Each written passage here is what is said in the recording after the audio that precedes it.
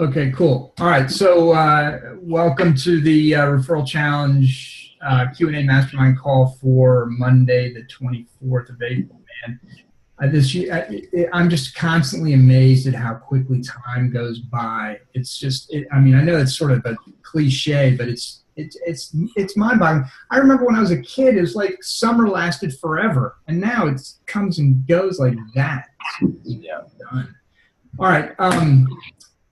I don't have any updates for this call. Aaron, anything you got? I don't. I don't. You don't? Okay. All right, cool. Well, then let's just dig right in. Dathan, why don't you tell us what's going on and share what you were starting to talk about on the last call? Yeah, I appreciate it. And the last call was good. Like I was saying, I definitely was the least intelligent person in the room, so that's always a good thing for me. So we did the tax day challenge, and we had 25 signups for that. Now, normally when I do I run LBOs, that's how I get new business. But rarely are they less than 28 days. Usually it's 28 days or 6 weeks. And rarely it's pretty much right around that $100 price point to get started. And that translates really well into a regular membership. So I believe I have something similar to what Rick was describing as far as sounding like just a really simple form. So on my waiver, when they sign up, it goes over the basic liability, and then at the bottom it explains that at the end of your initial program, either 28 days or 6 weeks, you're going to continue at a monthly rate of $97. So if they start off at 6 weeks for $97 right into their monthly rate, and it just tells them right there on the first day, if you want to cancel, give me a 5 days notice, and that's it. You're off the hook. You just got to tell me. And that's how we've been able to build our base of EFT really quickly without having, and this, I follow a 7-minute script, do the same thing over the phone or after the first workout or whatever, referral, however it works, through Messenger. Yeah, and so it sounded like he was doing something very similar to that. Now, for our tax day, what I'm trying to do, and I think it's important for me to share with you guys, the goal that I'm working towards and why I'm trying to craft my business this way. I heard a guy on the last call mention that he's competing with, Orange Theory and CrossFit and the shiny new things. Right. I want to be a shiny new thing. I want Bodyburn to pop up everywhere, and I want there to be multiple locations. Which is part of the reason why I'm in this group, because I know that you guys have experience there. So as a part of that, and in light of the fact that we're working towards opening another location, I need to start to scale and remove from myself all the jobs that I do, But it's not so that I can sip on the beach and sip mimosas or anything, I want to open gyms fast, if I can. So right now I'm trying to duplicate myself as a general manager at one location and as a as the salesperson at 2 locations, and as the admin for both locations, doing that, kind of sharing that work with someone. So we're training my brother, who's also my lead trainer at my primary location, to take over the sales. I have an admin that I'm training now to do follow-ups. And she's also doing the onboarding process. And so what the referral challenge did was it gave me what the tax day challenge did was it gave me an opportunity to take people, instead of putting them into a at price starting program, 28 days or 6 weeks, I was able to offer something of a way more value. My semi-private program, which is normally a long process to get them there. And it allows me to train my brother to do that sales process, and also train my admin to do the onboarding and retention follow-up process. Because at this point, I can't do it anyways, Right. And so it's good. It's good to have that test group. And then actually what we did was immediately after, I had another one of my coaches send out a message to all of the inactive members in our Facebook group, and we offered them the same thing, the 75% off reactivation price, just to come back in, get started. And we've actually had good success there in the past, taking a boot camper that quit, bringing them in on one of those programs, and then they end up as a semi-private client because we've had more of an opportunity to work with them individually. So that's brought in another 5 already since last week. So that's good. That just gives us something to test, and it's an investment in something long term. For me, I feel like the biggest issue that I have, because I really want to build these EFTs very, very quickly. And I think that the issue that I have is I have to multiply myself so that I can maintain all the follow-ups, maintain retention, and then also close people, because they're there to close. I have a lot of business that I can close today if I can get to it all. Yeah, good. So a lot of stuff there. Yeah, and very interesting stuff. So a couple questions for you off the top. What was your offer for the tax day? You said it was into semi-private. So what was the price point? What was the duration? So it's 1 month of semi-private, normally at $197.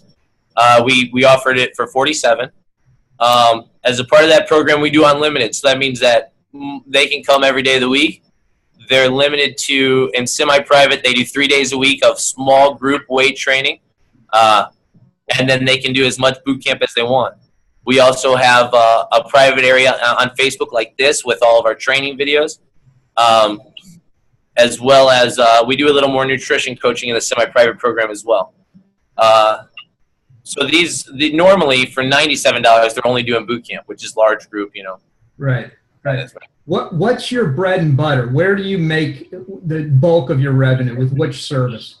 Honestly, the majority of our revenue comes from semi-private. The majority of our members are boot camp, but that's a higher rate of return. It's really boot camp acts as an LBO, really just a pathway into that semi-private program. Right, ascension. Yeah, good. So that's good. So you have technically 3 layers. You've got an LBO, you've got your large group, and then you've got your semi-private. Correct. Okay. All right. Good. And so you just work the ascension model. And how many actives do you have now? In Kankakee, so I have 2 locations. In this location where I'm sitting, there's 250. Anywhere from 245 to 260, depending on the day of the week where we're at. But I think if I looked this morning, we're right at 250. And then we have another location in a much smaller town, and it's at 70 members right now. Okay, good. And so where does your brother work? Right here with me. Okay. So who runs the other location? One of my coaches. So all of my coaches were clients first before they got certified. And one of my coaches, she was there with me from the very beginning. She's a nutrition coach, and she's been with me for a long time. She's now the general manager there in Herscher, and she runs that location. And so that's a part of the headache, is that I'm trying to duplicate myself in 2 places. So we got to do it in pieces.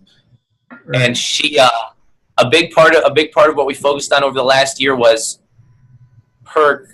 she's a great trainer, and she's got the great personality, but there's some very technical things that weren't happening in order to encourage retention. So by that I mean there's a consistency to messaging and to checking on people and to scheduling meetings and to the way that you interact in the gym. And that was all stuff that we had to iron out.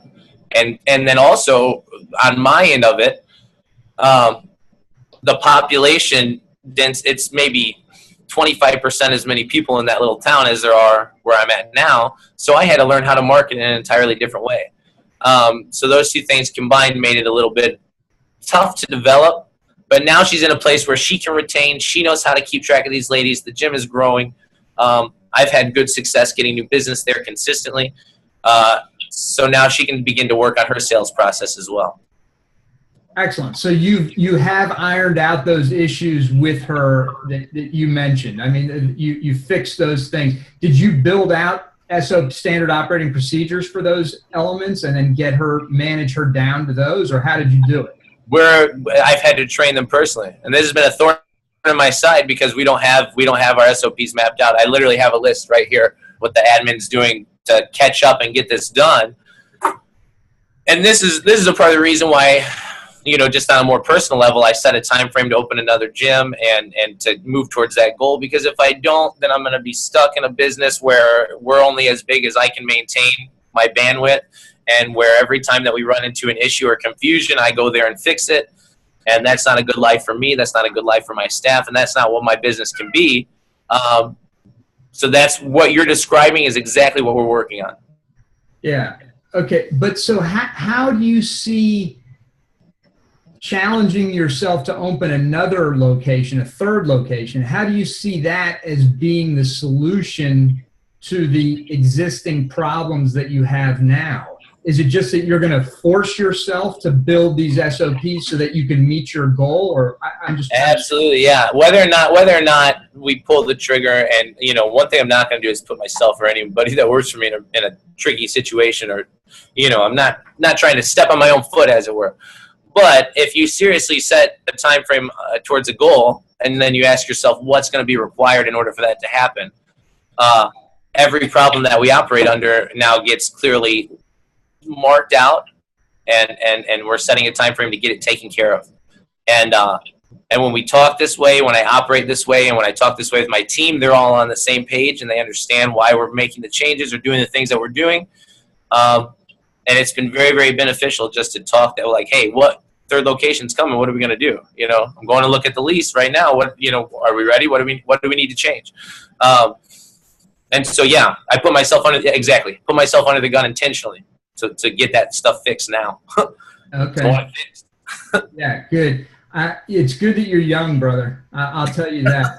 It's a good thing because yeah, I mean, that's awesome. And now's the time to do it. I mean, I'll just tell you straight up, you impress me, and that you're squared away. I've only talked to you a few times, but each time I've taken away that this dude's on it. He's sharp, and so I believe you're going to do it. I appreciate it. Yeah. I will caution you, though, the biggest problem I've ever seen in this industry is people opening up additional locations before the first one or second one were systemized and running smoothly, and it just, things started to collapse. There were big issues. So it sounds like you've got a plan in place and you understand what needs to be done. And that's good. So but let's go nuts and bolts here real quick on the sales, because that's where the rubber meets the road. You do all the sales right now, is that correct? Absolutely, yeah. So, sorry. That's all right. So we work at the baseline model, like you said, Ascension. So what I'm doing all day, and last year it was different. Last year, the Facebook funnels that we had running, I'm sure you probably hear this all the time. I mean, people were just buying off the page. It was insane. I didn't know anything really about marketing or sales. I had a few things going for me. It was my first year in business, and we were a women's only group training program in my community. We were the first to market. So that, combined with a halfway decent Facebook funnel, meant that I had new business coming all the time. Yeah. When that stopped, but there were some issues too. The quality of my leads and of my LBOs and of my clients were not what they are today because my message wasn't as clear. So this year now, as we're going through, we've made some major changes. Facebook still works amazingly well to get new business. Why is it still beeping? But the whole automation part of the sale is no longer happening for me. I have to get on the phone. I have to get them in front of me, even at a low price point like $97. So my biggest issue there is that I don't have time. I miss calls all the time.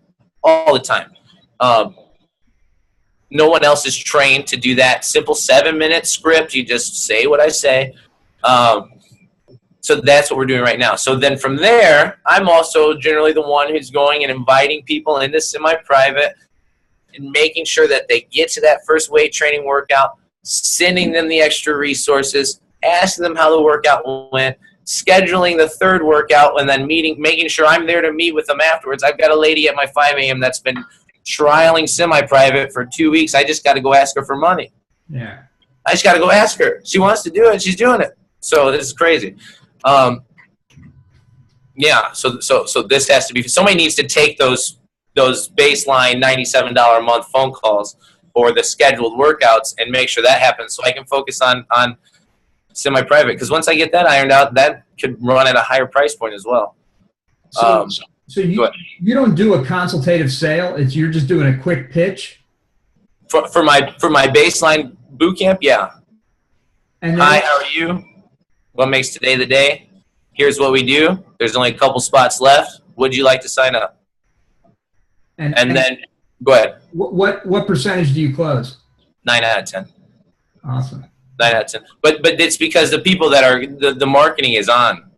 I mean, I'm on Facebook every day. I have videos every day. I only market to busy women over the age of 30 who are sick and tired of not seeing results, who need to get in shape now, and they don't have time to mess around. And I say that, and I do that. And so when they come in, they have a credit card in their hand.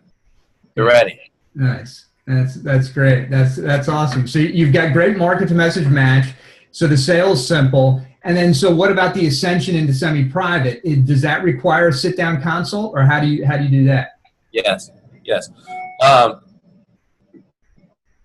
Yeah, because if I try to just say it off the cuff or do it in between class or do it over a call, my close rate's going to go down to maybe 6 or 7 out of 10. If I sit down with them, I have an actual sales process. I have it memorized now. I did have a presentation. We just painted the office, but we did have our wall of fame. I don't know where the pictures are at. They're around here somewhere. So what I'll do right now is same process. First of all, I ask them, why do you love Body Burn? What are you happiest about? Because we're going to start this thing off on a good note. And then I'm going to ask them how their food's going. I'm going to take 10 minutes because this is about 2 to 3 weeks into their program, so they're still new. I let them try semi-private, and now we're doing that consultation. And then I want to go over their food. I want to give them a little training, make sure that they're still progressing. So even if they don't sign up, they're going to get great results. And then I go through the script. Why did you start here? What hurts? If it's a year from today and I have magic powers and I can fix you look the way that I don't say I can fix it, but if you look the way that you want to look, what has to happen? How long have you felt like that needs to happen? Semi-private's right for you. And then I show them the women in the program. 7 of them are certified coaches now who have had amazing results. And then I explain to them the pricing differences. I make them a special offer. If they're 2 weeks into a 6-week program, I have them pay the difference, $97, finish out the month in semi-private, roll them right on to month-to-month. And that, again, is a 9 out of 10 close. I almost never miss. Awesome. Okay. All right. So that's beautiful. Have you had sales training? Self-trained. I read Pat Rigsby's ebook. And that's good stuff. It's good stuff. Yeah. Okay, good. But what you really did is you implemented it. Yeah. I mean, a lot of people read it, very few implement. And thousands of times. Yeah. Sales is, that if you can't sell, Rick will tell you, Aaron will tell you, if you can't sell, you can't be in business. So that's great. You've got that nailed down. So the reason I'm asking about this is because that's the what is it? It's the place where everything can get screwed up. All right, let's put it. I can't think of the right word, but when you delegate, when you start your brother on sales, you've got to make sure that he can sell at least close to your ability. So I like what you're doing. You're giving him all these tax day people. Is that it? You let him practice on them. Okay, good. Because that's smart. Because once you get the sales squared away, then you're in good shape because you're generating enough leads. But if your sales drops off, unless you increase your lead flow, you're not going to obviously have as many customers. So you've got to make sure the sales is in place. And I would work with your brother. Is he sharp? Is he on it? Oh yeah. Okay. All right. Good. Yeah, it was. So my admin got to do the initial sign up over the phone. So now she's preparing to take the boot campers. And then he'll do the semi-private upsell, which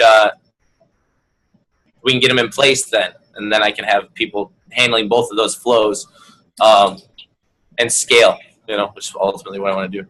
All right. So I would watch those numbers real closely, your sales conversion rate, and just make sure that it's within, I'd say 10%, 15% of yours. If not, that's a red flag, and you got to sit down and work with them. And it could just be more at bats. I mean, for a lot of people, if they're motivated, they just need the numbers. Right. Oftentimes.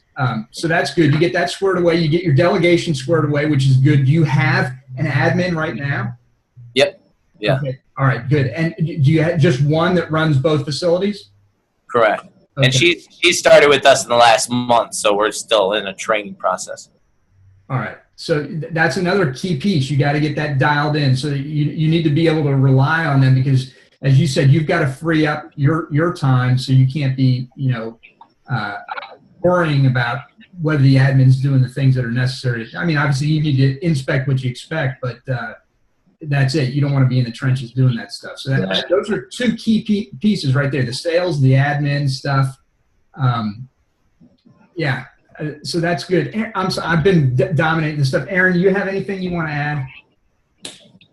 I've got a couple questions for you, Nathan.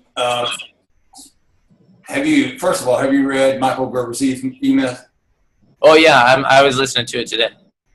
I live my life in chapters 6 through 8. Okay, so you know that facility 1 is supposed to be your franchise prototype, right? Correct. Successful. In other words, now that you've opened number 2, was number 1 ready? Was number 2 seamless? No, absolutely not. All right, so the very first thing you have to do is if you're going to be the next shiny, bright object, the best way I know to screw up your relationship is not to get that done, right? The faster you get your word out, it will expose exactly how incompetent your systems are, okay? So slow up to speed up, Nathan, all right? Go back to the drawing board, get number 1 worked out so that the time you open number 3, you have it dialed in. Don't make the mistake of trying to, just like Eric said, growing too fast is a killer. It overwhelms, it suppresses, it depresses, it cripples. Yeah. Slow up to speed up, right? Get back to the fundamentals of making number 1 your franchise prototype, and that means systems, SOPs, right? And Eric's seen it, I've seen it, no doubt Rick's seen it. You try to expand beyond your abilities, and you're in mucky waters. Yeah, Marcus Lemonis, you ever watch The Prophet, that television show, The Prophet? Okay, highly recommended. It's on CNBC. It's the best business show on television, without a doubt. Shark Tank's good. The Prophet is the shit. So Marcus Lemonis is a billionaire, young guy. He's younger than me. He's, I don't know, 45, something like that. And he has this TV show, and he, among other things, he does all sorts of things, but he's just an incredible entrepreneur, totally knows his numbers. It's fascinating just to watch and listen to him talk numbers. But his philosophy is that there are 3 core elements to any business: people, process, product. And it's a good way to think about it. So it sounds like you've got the product pretty much dialed in. You're working on the processes, and that's key. And then you obviously have to have the right people. You've got your brother lined up for sales. You've got this admin who you believe will be strong, but time will tell. Another thing, so I just be thinking about those 3 things. I mentioned that because that's really the key. You get those 3 dialed in, and you're going to be in good shape. But maybe the most important, I mean, Marcus will say the most important, is people. It's people. Because that's where you get leverage. You want to grow, you want to get big, you want to potentially franchise or whatever it is, multiple locations, I'm not sure, but you want to grow. So you've got to have people that are good, and you need backups for them, or at least lead flow. We started to talk about this last week, and Aaron mentioned a great idea is put a job opportunities page up on your website and start doing some lead gen for to hire folks. I know you like to hire internally, and that's can be good, but it can also be limiting. So just be thinking about that, because you've got to have people, really good people that you can rely on. You follow me? Oh, absolutely. I've actually lost 3 trainers in the past 4 months. And when you said on the last call you don't want to be beholden to any coach, I was like, yeah, no shit. So yeah, that's a process we're going through. Yeah. Right. Why'd you lose 3 coaches in the past 4 months? So there's something romantic about hiring all of your original clients, wanting to become certified and becoming your coaches and helping you start a business. That was a really great thing. But they grew as individuals. Two of them had grown as individuals, and they had moved more into powerlifting and something that's just not what we do at Body Burn Women's Fitness Center. One of them ended up pursuing full-time powerlifting. The other one went to work at a different gym, and I only lost 2 clients in that. And really, they weren't my clients; they were her one-to-one clients that I was getting, a small percentage from. So 2 coaches and only losing 2 members is good in my mind. And then at the smaller location, we had a lady who was a Zumba instructor, was doing classes at other little towns nearby. She came to work for us. She was a client for 6 months and came to work for us. And when she found out that I wasn't going to open a gym out in that direction, she quit that week and opened her own place. Now, we did lose some members, but they were all members that she had brought with her. So she had brought 16 new signups at the new year. 8 of them went with her. We even kept some. And I replaced that on new leads the next week. And actually, funny enough, we lost boot campers and replaced it with semi-private clients. And we've been blessed. We've had other people that are either in our program already that are certified and have been instructors that are ready to intern and start the process. And so we're able to sort that out. But for me, I was really encouraged by the fact that, you lose 3 coaches in 4 months and you only lose 10 clients. I felt like that was a win. So it was a good thing. Having clients ascend into trainers can work, right? We've done it. I've done it. Iron Tribe's done it. It can work. It's not optimal, right? Let me reframe your hiring process if you're willing to accept it. And that is, you don't want clients, ultimately, as a general hiring rule, you don't want clients ascending into trainers. What you want is young fitness professionals looking for a career path, a specific vision that gives them an ascension from trainer to manager and eventually owner. So find the already hungry trainers that's wanting an ascension model, they have no real desire to open their own place. They need a place to plug in. And then just create your systems around this producer to leader program. Over the course of a year, you ascend them up. And you get enough of those in the pipeline, Dathan, and ultimately what you'll have is your ability to scale rapidly minus the pain of evacuation. Right. Instilling clients because they're part of the system that's growing. So, yeah, I think I follow what you're saying. So there's a difference between, and I don't know because I haven't hired enough coaches, but it sounds like what you're saying is there's a difference between, like not every young firebrand is going to want to open up their own gym. Is that right? like come across ones that just want to work. Right. They don't have the funds. Listen, most personal trainers are broke as dirt. Right.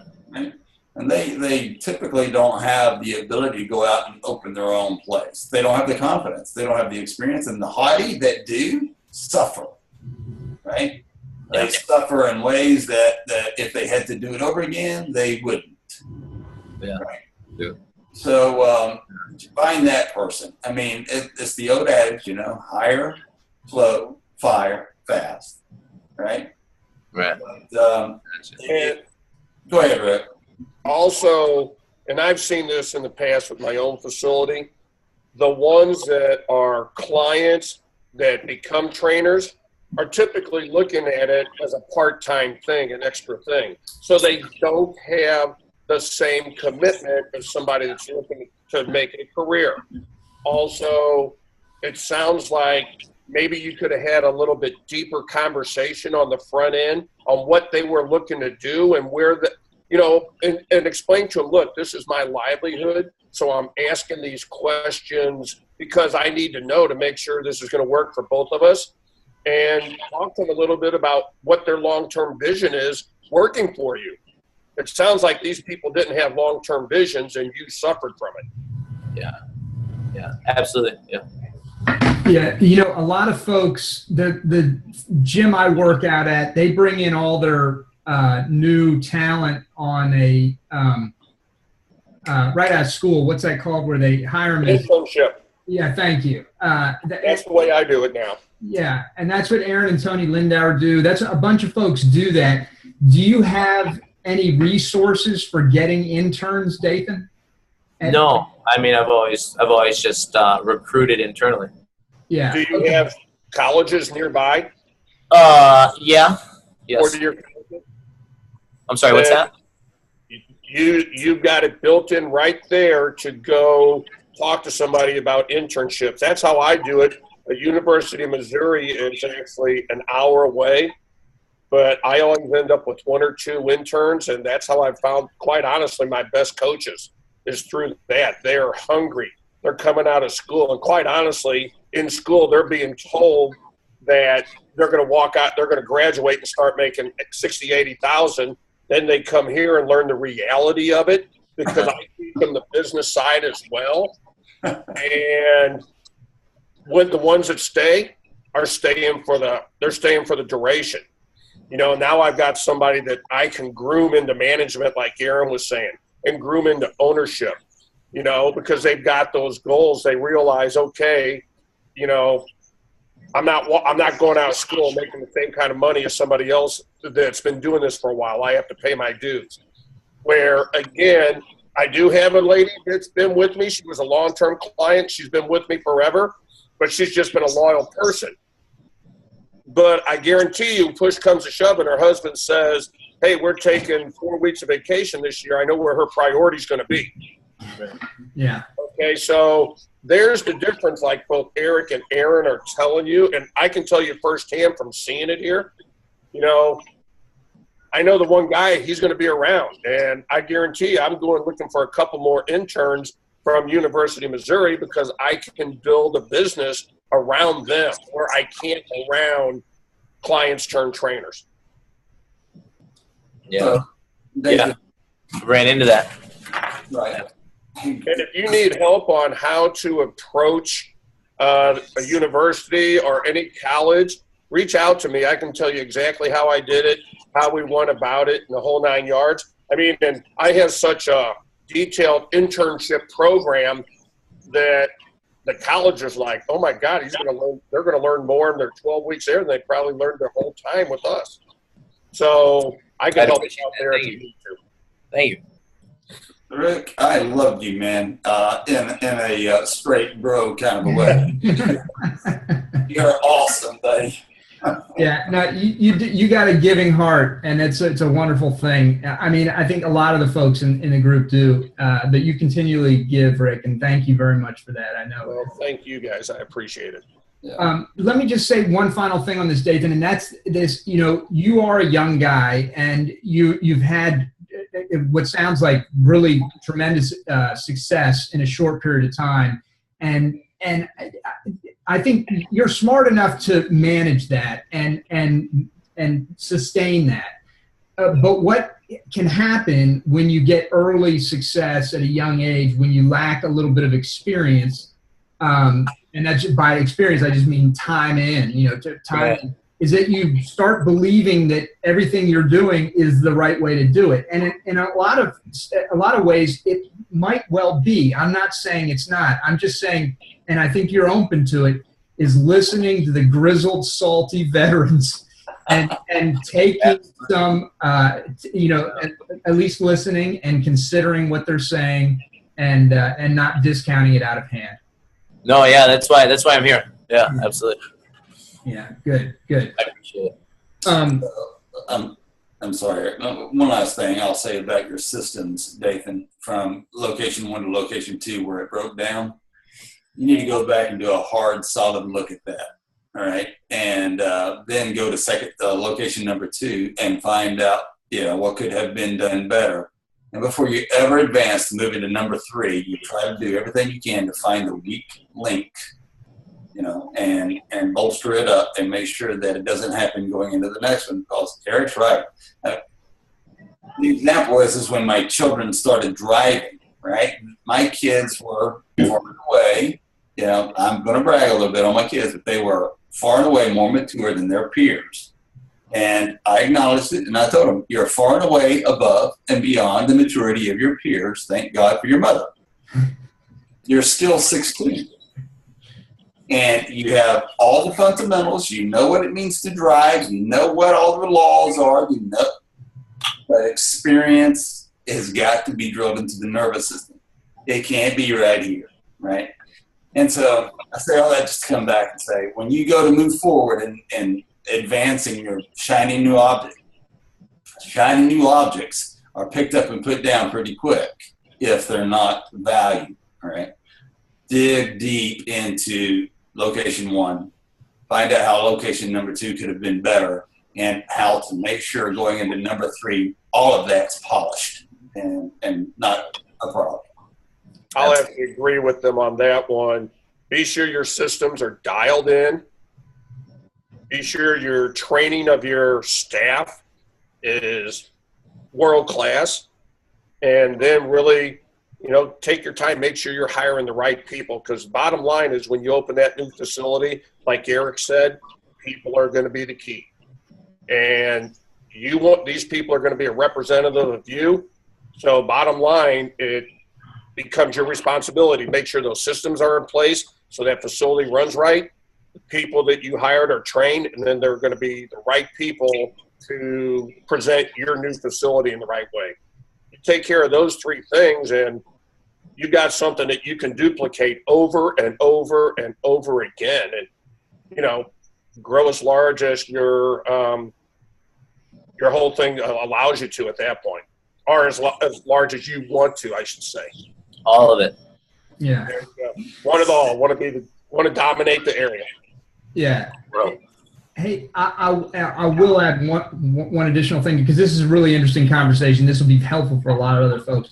One other thing to think about, you got your processes, your product, your people in place, your systems in place, as Rick just described. And the one other thing that's really requires serious analysis are your numbers, your numbers. And that's certainly a function of process, product, and people, of course. But you need to, you know, interestingly, and Aaron knows him real well. Rick, I'm not sure if you know Paul Fetters or not, but Know who he is. Yeah, okay. Dathan, does that name ring a bell with you, Paul Fetters? Never heard that before, no. Okay. He was an NPE member way back in the day. He came in early. He was the first one to win our Push-Ups for Charity challenge, and that was an internal challenge to see who could raise the most money of all the folks who were implementing Push-Ups for Charity. And he won it the very first year we did it, and that's the first time he came on my radar. This was probably around 2010. And as I got to know this guy, I discovered that he had he'd done this before he came on board with me at NPE, so I give him the credit. He built a business that was so beautiful. It was I went out to, Camille and I went out and visited him years ago and saw his facility. He had a tiny gym, I mean, tiny, maybe 2,000 square feet at most, and in Huntington Beach, so he had good demographics, but still a small facility, and he was getting rich. I mean, getting rich off this one facility, just socking away huge amounts of cash on an annual basis, year after year. And then once that place was rock solid, he opened a second facility and duplicated it essentially. I don't think it was as profitable, but it was still very profitable. And then maybe 5 or 7 years later, opened a third facility. And now I think they're in the process of selling all 3 of them or something. And they'll probably end up making a good amount of money off of that. But the thing is that he was getting rich off one facility. And that's because his numbers work. They really, really work. Aaron, you want to add anything to that?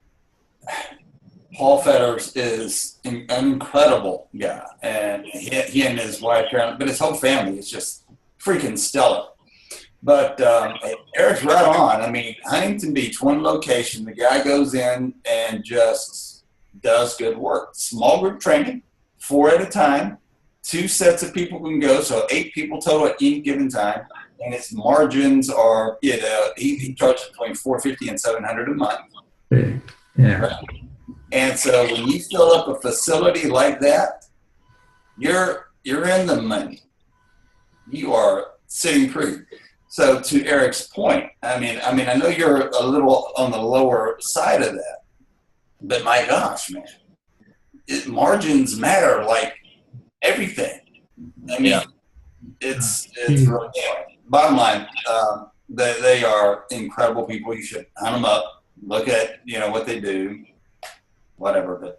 Yeah, it's interesting because if you build in some slack adjusters and things like that, there's some things you can do, anything you can do to pump that margin up, because ultimately you're looking for security in your business, and that's what margins give you, is security. They give you buffer, and best case scenario is when you do grow that you can internally finance. That's best case rather than loans. I mean, Mark Cuban's big about this. He rants. He's like, anybody who takes, and this is, I don't subscribe 100% to this, but the point is valid. He's like, anybody who takes out a loan to start a business is crazy.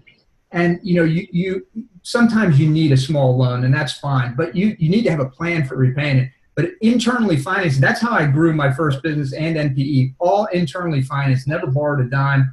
Grew it to $5 million. So, I mean, it's absolutely possible to do it. Anyway, we're not trying to beat you up or anything you like that. You know that, Dathan. I don't feel like that at all, no. Okay. You guys just described every part of the brick wall that I ran into over the past year.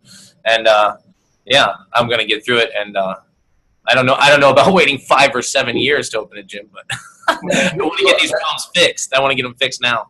I hear you. And I'm not, your timeline is your timeline. Right, I know it. Yeah, we're just giving you food for thought and things to think about. You're coaching me, and I need it. Back to Paul Fetters, what Eric Ruth said is he didn't borrow a dime. He had people literally coming trying to give him money that he refused, and financed it all internally. Is debt free. I mean, just raking it in. I mean, right. Yeah, I think he kept like $50,000 in cash under his mattress. I mean, and that was just his fun money. It's like, if I'm going to go to Vegas this weekend or something, I need some cash. I don't want to have to go to the bank. Right. Yeah, he was doing good, and a good guy too. All right, listen, we talked a lot about this, but I want to move to Rick here. But Dathan, anything else? Any questions popping up or anything that you want to drill down into more right now? No, I really appreciate it. I'm going to focus on systems, sales, and follow-ups, and I'll check back in and keep you guys posted on how I'm doing. That's awesome, man. We definitely want to hear it. Rick, how are things going with you? What's going on? Good. Since Friday, I had a chance to look at the Habit Maker SOP, and I'm planning on going all in on that. I see that as a massive opportunity for everybody that takes advantage of it. So, I'm planning on jumping into that, knee deep. We're not, I'm hoping to get it going sometime next month. Have to dial in the process a little bit to just work through again how we're going to bring people in to get them to fill out our paperwork and everything, and things like that, and how to work them in with our multiple session schedule here, as opposed to that, and probably just have one of the sessions that we'll do the Facebook Live on instead of all of them, because that would require me to be sitting here doing that. And with the other project that I'm working on outside of this that you guys are aware of, I couldn't be here Facebook and Live every one, so I just got to figure out a few logistics. But the thing I think is going to be golden, I need to sit down with the charity and make sure they have some way to process the payments, because I want it going directly to them. Got to figure that out. A lot of these businesses down here aren't really that far advanced when it comes to technology and things like this, and I'm sure it's going to bewilder them when I ask them about it. Just expecting it, so I'm going to have to figure that out. I've got a sneaky suspicion it's going to be require me doing some of it for them. It might, but we'll work through that with you, because you're right. There's a lot of little things we've got to nail down as we move forward, and that's the thing. It's a progression, and I'm just psyched that you're psyched about it. Because yeah, I'm really excited. I read through the SOP this weekend in my hotel room, and I was like, oh yeah, this is golden. I mean, that thing is going to be phenomenal, and I really hope a lot of the people in this group jump on it, because I agree with something you said, that this has the potential to be bigger than Push Up for Charity. Oh yeah, I see, so I'm pretty excited about it. I'm pumped. I really am. Awesome. I'm psyched to hear that. Yeah, that's good. And I think a lot of I think people need to see, there need to be leaders, and you're going to be one of the leaders that implements, and that's great. And as people see what's happening, more and more will come on. Yeah, and I agree. I'm sure people aren't quite sure how to do it, because it's a little bit different approach than what most of them are used to. But I can see where it can go. It's just a matter, again, of dialing in the system on how we're going to move them into our facility to get them on the backside. Right. No doubt about it.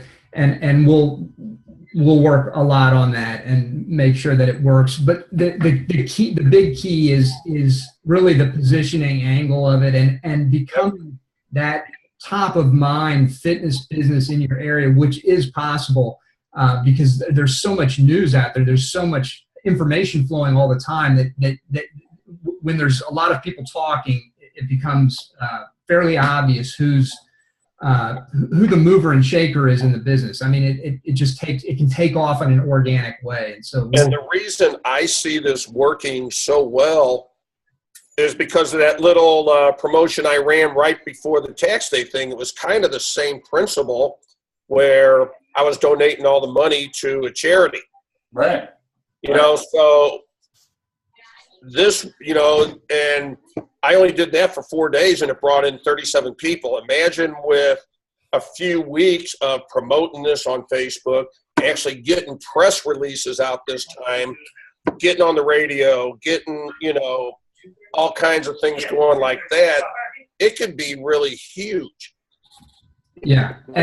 Even in a small community like mine, because go ahead. I'm sorry. Yeah, I was just gonna say, and the word of mouth, the organic word of mouth, can be really significant as well, as people start to share this, because they want it. They realize, hey, this is a great offer. I get something really cool, and I can help other people at the same time. Exactly. Yeah. So it's a win-win for them. That's the way the prospect, the consumer, will see it. Is right. Wow, everybody wins. The only one they don't see winning up front is us, because they don't see, they're not, until we sit down with them, they're not thinking long term. You're right, they're not. But we will put some things out to help address that, because that and you're right about that, is that question in the back of people's head can raise skepticism. They're like, well, how are you going to benefit from this? And they need to understand it. So we'll put some things out, that say, hey, this is about business growth for sure. The more people we help, the more people are going to want to come to us and work with us. It's just by saying it, something like that, people are like, oh yeah, well, I get it. That makes sense. Yeah, I can see where to go with it. Like I said, but initially the way the community is going to see it is, okay, we're paying $21. He's giving it all to them. I can see them. What do they have to lose? Right. No doubt about it. Yeah. And then there's the productizing side of it too, which you don't need to worry. You got all sorts of products going on, but a lot of folks, it'd be a nice help for their business as well. There's just so many things that can be done with it. It's absolutely. Yeah. I'm glad. I'm excited about it. I really am. Like I said, I read through it and I was like, it's just like, not a light bulb came on. It was like a big old street light lit up. See the potential there. Nice. That makes me happy. I'll tell you, that's good. Yeah, that's good. All right, good. Well then, anything else, Rick, you want to discuss? No, I think everything else is going pretty darn good and really running smooth. Like I said, I'm going a little bit slower than some of the guys because of the other projects I have going on too. I don't want to do any of this wrong. If I'm going to do it, I want to make sure I'm able to allocate the time and the effort to make sure everything goes smoothly. But the things we've been doing so far have been working really, really well. Awesome. Awesome. I'm glad to hear it. All right. Well, very good. Rick, if you could hang on, though, before I want to talk to you just Sure. briefly. Dathan, anything else before we wrap up? You're in good shape? Okay. All right. Excellent. Okay. Well, then we're going to go ahead and wrap it up. But, Rick, hold on a second. Dathan, thank you very much. It was a great call. Nice talking with you. I appreciate it. I'll keep you guys updated. You're going to knock it out of the park, buddy. Yeah. Thanks, guys. All right, man. See you. Yeah. Let me stop the recording.